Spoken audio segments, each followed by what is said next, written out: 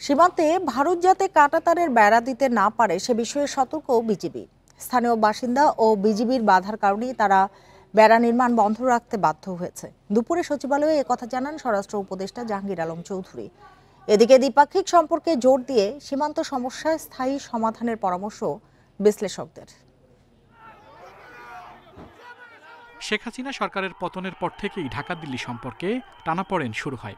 নানান ইস্যুতে 15 বছরের মধুর সম্পর্কে দেখা দেয় সংকট। হঠাৎ সীমান্তে নজরদারি বৃদ্ধি ও কয়েকটি জায়গায় কাঁটাতারের বেড়া নির্মাণের উদ্যোগ নেয় ভারত। আন্তর্জাতিক আইন না মেনে লালমনিরহাটের তহগ্রাম সীমান্তে শূন্যরেখায় কাঁটাতারের বেড়া দেয় বিএসএফ। বিজিবির আপত্তিতে বন্ধ হয় নির্মাণ। এর আগে বেড়া নির্মাণের চেষ্টা হয় চাঁপাইনবাবগঞ্জ সহ 5টি সীমান্ত এলাকায়। ঝামেলা দেখা দিতেছে, একটা হলো যে চাঁপাইনবাবগঞ্জে একটা, আর একটা হলো ওই 3 বিঘা করিডোরের ওখানে, আর একটা হলো নওগাঁয় একটা পত্নীতলার ওখানে একটা আছে, আর একটা হলো বুঝি কি লালমনিরহাটে। এই জায়গাগুলিতে কিন্তু এই রিসেন্টলি একটুখানি সমস্যা দেখা দিছে। আওয়ামী লীগ সরকার ভারতকে অসম সুযোগ দিয়েছে জানিয়ে উপদেষ্টা বলেন, এই সুযোগে 160টি স্থানে কাঁটাতারের বেড়া দিয়েছে ভারত। শক্ত অবস্থান নেওয়ায় এরা কিন্তু অন্যান্য জায়গা থেকে কাজ তারা বন্ধ করতে বাধ্য হয়েছে। এই জন্য আমি বিজিবি এবং আমার বাংলাদেশের জনগণকে আমি অনেক অনেক ধন্যবাদ জানাই যে তাদের এই শক্ত অবস্থানের জন্য।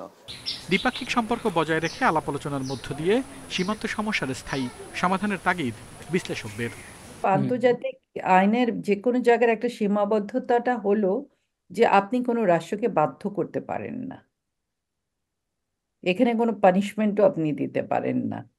সো সেই জায়গাগুলোতে আমাদের কাছে যে অপশনসগুলো ওপেন থাকে সেটা হলো যে আমরা এটাকে কূটনৈতিক চ্যানেলের মধ্যে দিয়েই সমাধান করতে হয় আমাদেরকে। আর বা বিভিন্ন যে আঞ্চলিক সংস্থাগুলো আছে সেখানে আমরা ইস্যুসগুলোকে রেজ করতে পারি। ভারত ও বাংলাদেশের 4156 কিলোমিটার দীর্ঘ সীমান্তের মধ্যে 3271 কিলোমিটার অংশে বেড়া নির্মাণ করছে ভারত। আল আমিন হোসেন, ইন্ডিপেন্ডেন্ট নিউজ, ঢাকা।